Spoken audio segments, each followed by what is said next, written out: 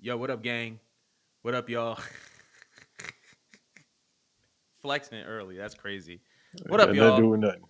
Nothing to do with nothing, but we here. We just doing a little quick little pod, quick little midweek pod because there's a lot. There's been a lot going on. Shout out to everybody who streamed and listened to the previous episode. But we here with my guy Banks. He's part of the family, and we had to get on here and chop it up because there's been things going on. So I'm not even I ain't gonna waste time. But what's going on, bro? How you feeling, man? Hey man, listen. All I do is work. My life is boring. That's all I was about to say. Like, so, give y'all a little, behind the scenes, so to speak. Pause. My brother hit me up. Now, for people that don't know me, lately in the past month or two, I go to sleep about 9, 10 o'clock. Hey man, I be work. I got work to do, and I get up about 5 ish, which is normal now. So he contacts me. This is 3 hours or so after I'm asleep. And I was like, yo, you want to record tomorrow at 5 p.m.? Now, with me, once it hit midnight, I'm thinking today is today and tomorrow is tomorrow. So I'm thinking he talking about Monday, 5 p.m. Pacific Standard Time, 8 p.m. Eastern Standard Time. I'm like, all right, I'm about to, I'll set it up. So he hit me up like, an hour ago of this recording. I'm just like, all right, I'm ready to go. That's all it is. That's all I can really say, man. If you stay ready, you ain't got to get ready. You But feel I me? digress. You feel me? But we here, man. And I appreciate you for jumping on this because I know that I could be sometimes my communication can't be sometimes it ain't the clearest it could be. So the fact that we was able to jump on this and get on this, that means a lot to me, bro. So I appreciate you being here. And I'm looking forward. I'm looking forward to this pod because I know it's gonna be tough. I know in my heart of hearts it's gonna be tough. But we're gonna get right into it, man. Doesn't it feel Imp, good to tell me. have somebody on here? Pause. Doesn't it feel good to have somebody pause again to be on here that's not cursing within a minute? Oh nah. See, not Mo catching strays. Listen, Always. I'm just glad that this is a pod where we can, obviously nobody hasn't cursed in the first minute, but what I'm glad about is, us two black men about to talk about Trinity because Mo doesn't like Trinity like that. That's the reason why she's not here. She's not a Trinity fan. She's anti-black woman. This is a lie, but we're gonna say it for the sake That's of all the I'm about to pod. say. Hold on, you read me good for a minute because I'm like, hold on, bro. You almost worked me into a shoot. I'm like, wait, I Nah, remember that photo shoot last we year. talk we talk about Mo. Mo's anti-black woman. That's the reason why she's not on here to talk about Trinity. That's my story, and I'm sticking to it. I'm gonna catch hell on Thursday or Wednesday or whenever we record, but I don't care. People don't know she got the Paula Abdul thing going on. She be lying. If Not the y'all know Paula. Paula Abdul is, just look it up. She got the Mariah Carey thing. I don't know. Mariah Carey had. I don't know. Go ahead. Not the Mariah Carey thing, but all right, but bet. Logic. First thing, first things first, man. Impact Wrestling this past weekend. Hold on, let me make sure I mark my Impact Wrestling this past weekend. Slammiversary. I think they were live in Canada in Windsor, Ontario, to be exact. And I'm not gonna lie, they put on a show. They did their thing. I wanted to kind of get your impressions as far as what you were gathering from Slammiversary. We said it before we went on air. I'll say it again because I am pro TNA. I have been since 2003. I want to say that. Yeah. When I saw the NWA title when I was a jit and I saw it on there, I said, all right, when Jeff Jarrett was, beginning his terrorism of, that promotion, which, I mean, he built with Dixie Carter. So, yeah, I can't really say too much. Uh, so before we came on air, I told Mr. Nahisi that this is the best pay per view since 2020 from them. Ironically, that was Slammiversary with Chris Bay and Willie Mack. Yeah. They came out the gate with Ultimate X. If y'all know about Ultimate X, you need to start watching wrestling. Again, y'all watch more TNA. That might be the hashtag on here. Watch more TNA wrestling. Uh, so they came out the gate with that. The tag match, the TNA knockouts. I said before we came on air as well that they might have the best women's division, if not second best to Yes. AEW. But it's one or 1A, 1B. I feel like TNA might be best because they put more women on weekly, even though AEW has gotten better with that. Mm-hmm. But they legit let the women cook a lot with TNA. To be honest, after that, I know the card, but to be honest, I didn't watch other matches just because Mm. I was working before this recording. Yeah. So when we're done, I'll watch it completely. If I'm back this week, whenever I'll probably, if I'm back again this week, I'll talk about, a quick review. But the card, great for what it is. I'm not gonna overtalk you too much, brother, because I know this is your show. Uh, I will say that Leo Rush going over Alex Shelley because I know the results. Somebody said it best in the comment section on TNA that had me rolling. Of course, it's Impact, but it's TNA. Hey, Right. they called it TNA. I'm gonna call it TNA. They said this dude was trolling, but it was hilarious. He said Leo Rush did with the title. Who's gonna retire again? I said, yeah,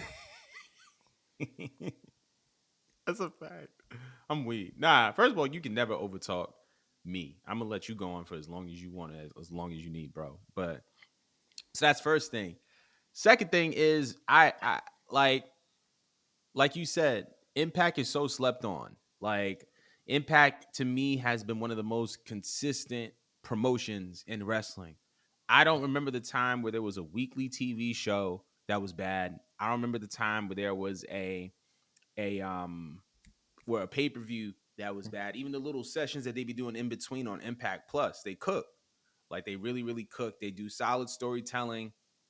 They do solid matches. Everything, in my opinion, feels like it makes sense when it comes to Impact. Um, so I agree with you on that. As far as the women's division is concerned, because obviously a couple of things that kind of came out of this show was that Trinity Fatu, Trinity Star is the new Knockouts champion. So shout outs to her. And she was main absolutely. eventing. And I think she was either main eventing or co-main eventing or something along those lines. But to see Trinity go into a women's division like this and her to be presented and booked the way that she deserves to be, presented and booked.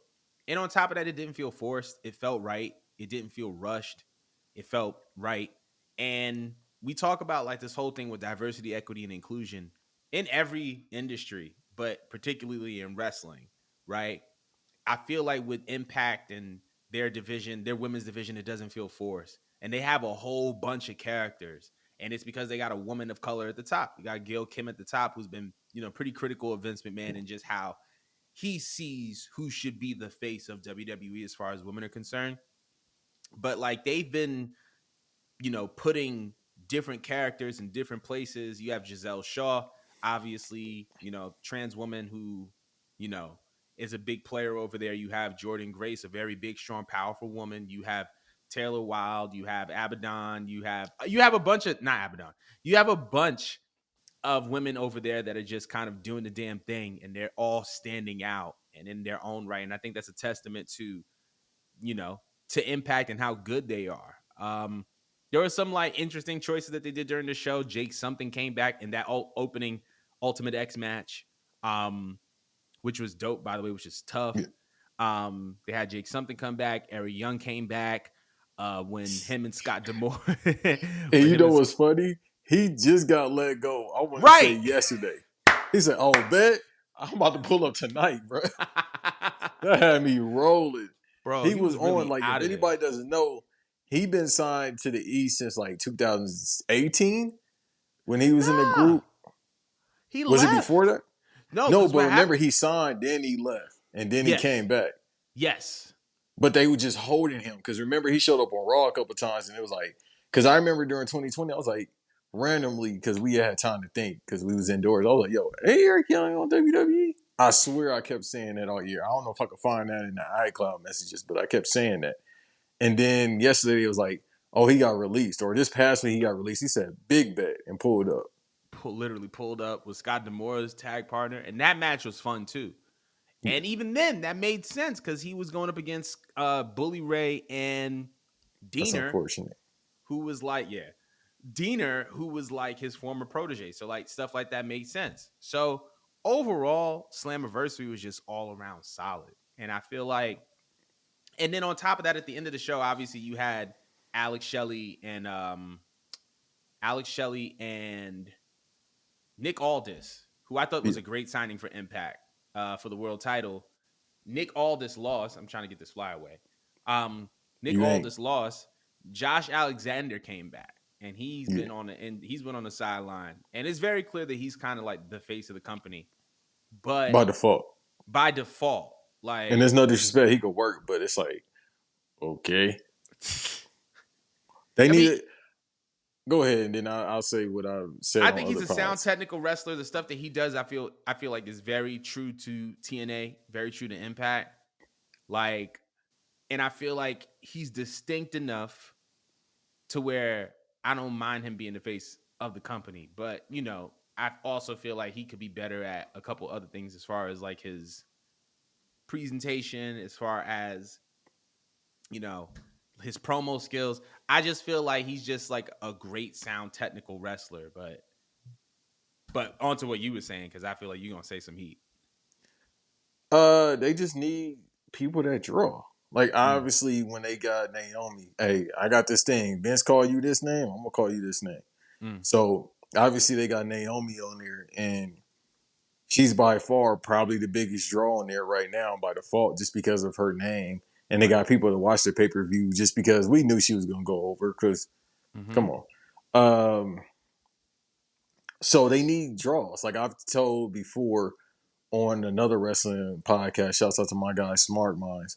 I've said, and we agreed on it.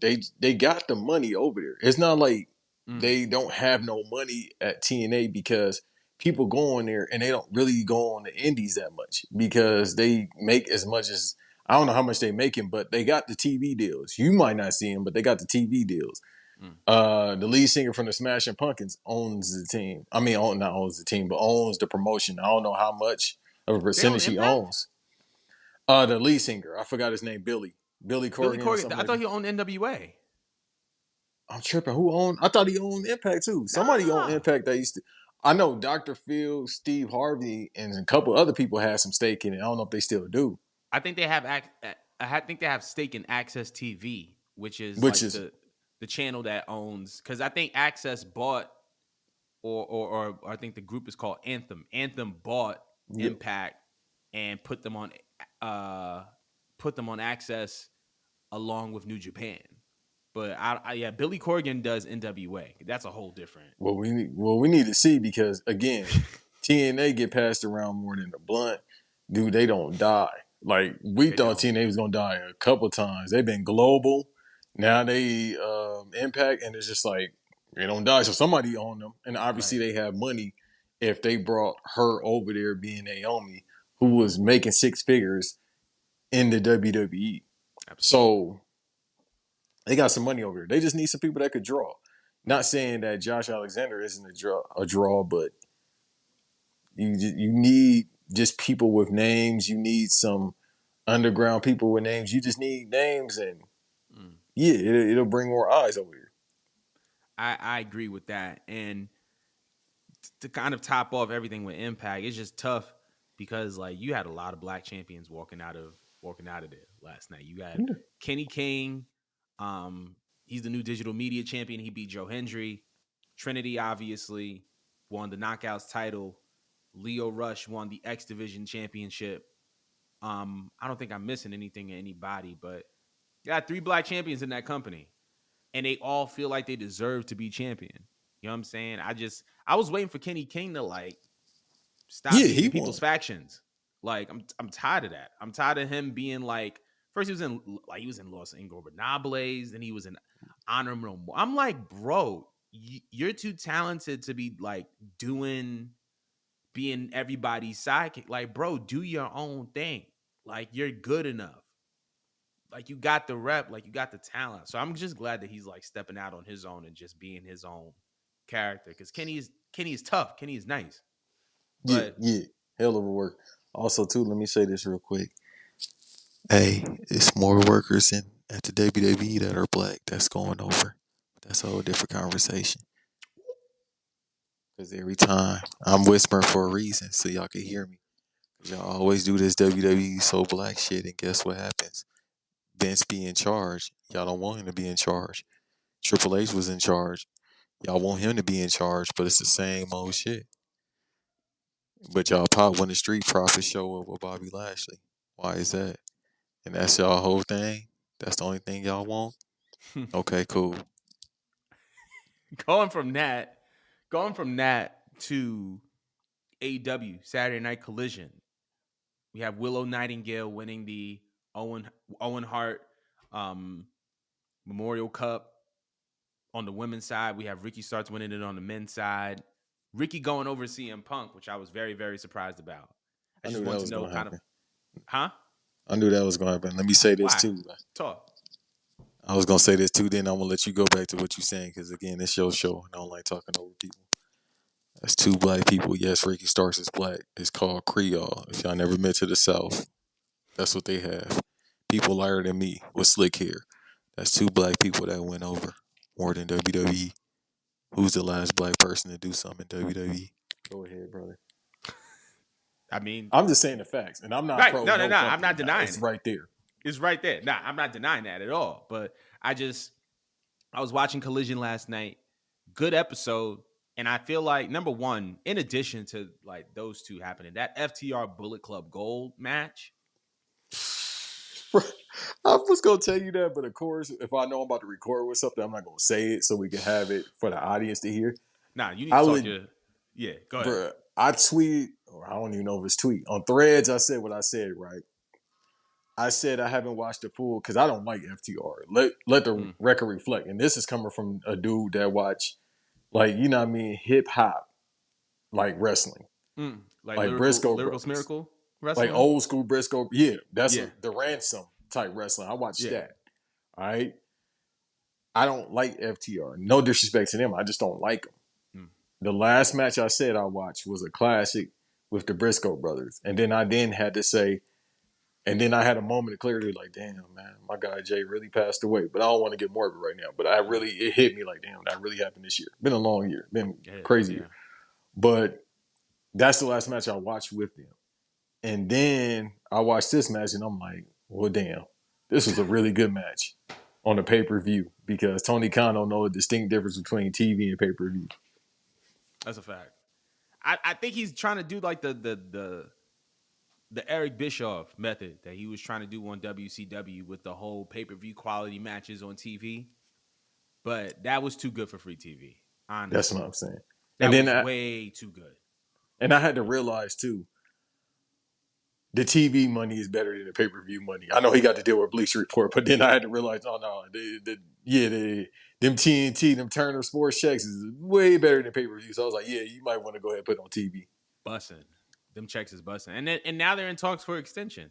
Like for an extension with AEW Got to. after they just got their third show. So Who got to? I mean, people go on these marks talk about ratings all the time.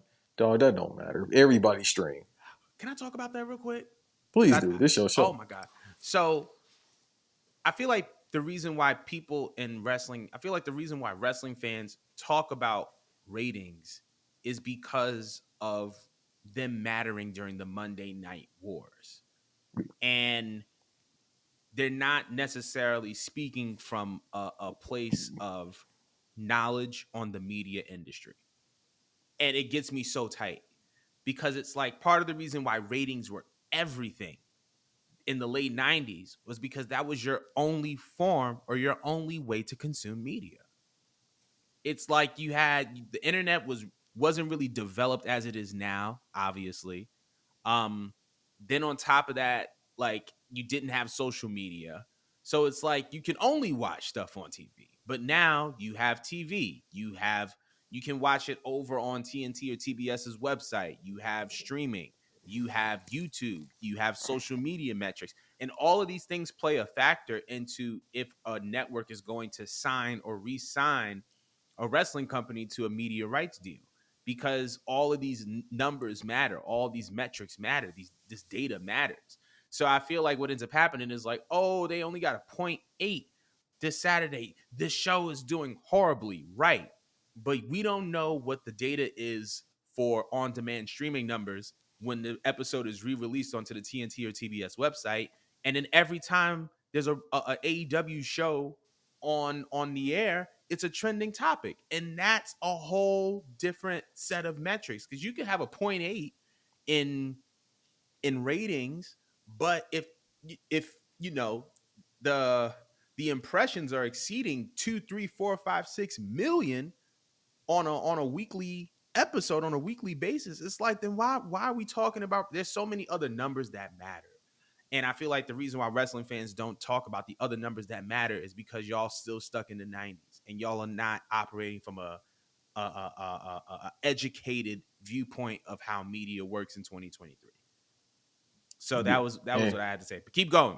What were you about to say? no, I'll piggyback on what you just said. So let's split it into two different companies. WWE, without question, is the biggest wrestling company in the planet on the planet ever. One of the biggest pieces of entertainment, one of the biggest companies on the planet, Yeah. just overall right now. This is how they do their ratings. When this, like you said, the analytics. At this time, whoever comes out, it's the reason why Seth Rollins gonna come out for the opening. If not, he gonna come out 30 minutes afterwards. Usually nowadays it's the opening. Uh, Dominic and them, I forgot. Judgment. So when Judgment Day come Judgment out, Day. Yeah. yeah, when they come out, it's the reason why they starting to come out early now because they reading the metrics. Oh, when Judgment Day come out, oh, this number is here and it's up. Dominic getting them bulls, heel heat, bring them out right now. So at the start of the show, we can get them numbers, and then if they dissipate, which they usually do within an hour or so, because people just figured I could watch it online, I could watch the replays. My attention span is short. People got to realize that too. This is why you supposed to have clips on your YouTube with podcasts and shorts because people don't want to see the whole podcast. They just want to see that. And that's how you get your subscribers up. But I'm done cutting that shoe promo about Marks, podcaster Marks. They look at their numbers. So with Vince, if you ain't a draw, if you ain't getting them numbers, number one, can't do nothing with you. Mm. Now people watch Austin Theory and they like Austin Theory not over. He getting them numbers at certain times. Why is the Miz always on my TV? He still get them numbers at a certain time. It's the reason why they keep rotating the same 6, 7 people on Raw every week when they have so much talent. Now let's get to the AEW perspective. Tony Khan is more so a fan. So it's like, all right, of course we have to make money, but we just got the money to spend. All right. Y'all, I don't know how many people seen Succession, but it's the status quo that goes on with wealthy people in the world. Why people are suffering, people are getting richer. The cons are extremely well. So this is something that's profitable, but this ain't they money. Whereas Vince, this is his money, and it has been since his grandfather, Mm. since WWF till now. He just took it to extreme levels his grandfather and his father would never think of seeing. Mm. So with AEW, because of Tony Khan being way younger than Vince, obviously being around our age, a little bit older, he's more so a fan. That's why he Mm. bought ROH and all that, because these are pet projects for him. But at the same time, the dude is a smart businessman and he knows I have to make some money back. Because let's say his pops fronted him the money. His pops saying, hey, I need that investment back, Mm. that profit back. Are we turning over a profit? If not, I got to cut this, even if you a marker wrestling or not. And I mean that no disrespectful. I don't mean that in disrespectful way as it relates Right. to Tony. So he reads the numbers. Well, no, he pays people to read the numbers. All right, he paid people to read his numbers, Right. and they like, all right, when this person comes out, it's the reason why Punk keeps coming back. He's the draw for AEW. I'm not a fan of Punk. He been snapping. See what happens when you're not mad. Now he been having good matches because he just been shutting up and working like you're supposed to. So now I'm like, all right, I gotta leave Punk alone. He legit only get hate with me when he just keep talking about old stuff, talk about the new stuff. They read their metrics, both companies. All these companies read their metrics. But the distinct difference is between Vince and Tony. Vince is a businessman. Tony is a businessman that just loves the business. Not saying that Vince Mm. doesn't love the business, but Tony Khan, you see, he really loves the business based on how he showed up for the Owen Hart Invitational. That was a great. First of all, that's getting turned into a short. Because that was a tough. Well, and That was because you tough. got common sense, that's why I was like, all right, cool. Let's lock up real quick. I know how to do this, brother. I'm very Right. good at a lot of stuff. I feel that. Nah, that's a fact. Um, Going from that, right? So now we're talking about AEW, blood and guts. is this Thursday, this Wednesday on Dynamite. We got that 5-on-5. Pac is back. Obviously, Kota Ibushi is making his AEW debut. This is happening on free TV. Like, and they're doing it in the TD Guard. Like, this is not a college arena. This is an NBA arena. Mhm. Drake just did a show there. Um, but I wanted to kind of know your kind of thoughts of going into Blood and Guts this Wednesday. Like, what are you expecting? Um, just your overall kind of sense of like whatever's going on. Just talk to me. Well, if anybody knows me, all two people that watch this podcast, I'm a Kota Ibushi mark. He is by far one of my favorite workers of all time. Mm, So I kind of knew, like me, shouts out to my guy, Justin, my brother. I kind of knew this was going to happen. It works well with the schedule. I mean, obviously, when he decided to come to the States and work a little bit with GCW, he probably was like, all right, let me see what's up.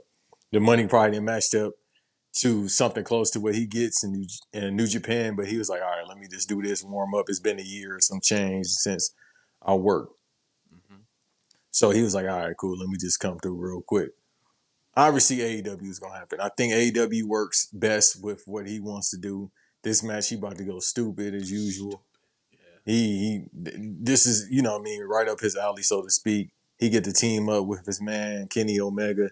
When I say man, I don't, y'all, what Yeah. do you mean Exactly. by that? Y'all take it for Y'all know. whatever it is. I ain't Right. against them people. That's you. Do what you want to do, like Ray J said. But I will say that this works best for him, far as what he wants to do in the States. You get to be with Kenny Omega. You get to be with the elite. You get to do whatever. Like you get to cook in AEW because again, Tony Khan don't care. This is about to Mm-hmm, get numbers, and he just want to see these matches, and I do as well. And mm-hmm, then also, Kodo has a wrestling school he opened up overseas, where he's from in Japan. So now you don't have to be on the WWE schedule. You could work once a month, probably every couple months, because Tony Khan is more lenient than that.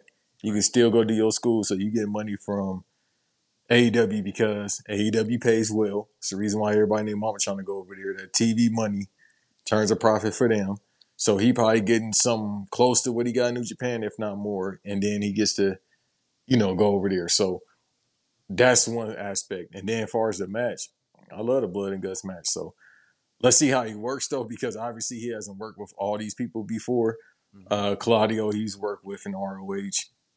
I don't think he's worked with Dean Ambrose. I know it's John Moxley, but again, Vince call you Dean, I'm gonna call you Dean. I don't know if he worked with them, but I'm pretty sure he could figure it out. Yeah. I agree. I'm very much looking forward to this blood and guts match. Probably more than the last two, just because of the presence of Coda and the presence of Pac. My bad. Um, Also, I'm very excited of the idea of Kota Ibushi in AEW. Right, like I definitely want to see how he matches up against certain guys. I think that it's going to go really, really well for him. I didn't even know that he had a wrestling school in Japan or overseas, Mm. I should say. So I mean the flexibility that AEW provides that makes it such an attractive destination for a lot of guys in the business, a lot of guys and girls in the business, is probably a reason as to why Kota wants to be over there. And to obviously work with the Bucks, to work with Kenny, to work with Hangman.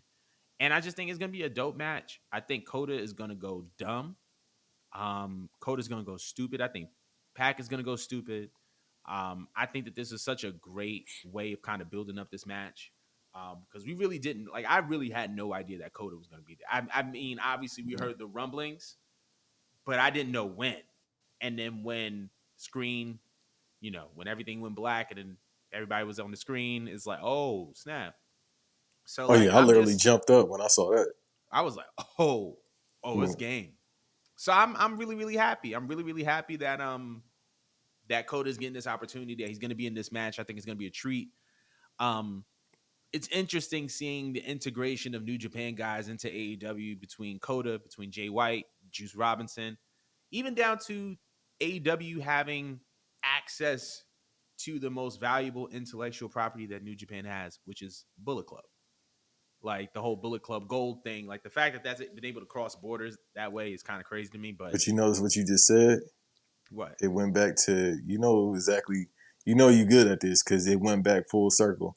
You said access, so they got that deal. Also, it's the reason why Forbidden Door was on New Japan overseas Mm, because New Japan has a deal with AEW. very At true. one point, New Japan was talking to WWE about doing a deal, or more so Triple H. But again, it's he looking at it from a pro wrestling aspect, and Vince is Right. looking at it from a sports entertainment aspect. So that's why they're allowed to have Minoru Suzuki on there, and the Forbidden Door overall, just Yeah. because of the deal that they have. Literally all that. Like it. I once again, and this is part of the reason why it's so important to, in my opinion, just do good business and also to establish a good reputation. Because I feel like WWE could have gotten that New Japan deal done, but I feel like because of the things that were out of Hunter's jurisdiction in the past, I feel like there could have been an opportunity where they could have rubbed somebody in New Japan the wrong way, causing them to be more open to doing business with New Japan than business with AEW than with WWE. So I'm very much looking forward to all this on Wednesday. I'm looking forward to Blood and Guts. I'm looking forward to them being in Boston. Is very, very interesting because you know who is from Boston. And I don't know, maybe she may make an appearance, maybe not. But I don't know. We'll see. We'll see. I don't count it out. I feel like if you're going to do a show of this magnitude there, I feel like Blood and Guts isn't going to be the only thing that they put a focus on. So we'll see what happens. But And those rumors been going on for months too. So if she do show up, I mean that, that's cool. She gonna want the title ASAP, or she gonna start crying about it. So hey, I listen. I don't think. I mean, I think last time we heard of her, she was injured. So I don't know if she's gonna want the title. But hmm. I want to see her make an appearance. I want to see her make an appearance, and championship is something to be discussed down the line. But I think we're gonna wrap this up now because it's a little over 30 minutes. It's about to be a full blown pod. But thank y'all We so need much. to go ahead. We gonna run this back either this week or next week. But thank y'all so much for tuning into this little quickie that we had going on here. Be sure to like, comment, subscribe if you're on YouTube. Be sure to rate the show 5 stars. And yeah, we'll see y'all on our new episode dropping this Friday. Thank y'all, man. Have a good one.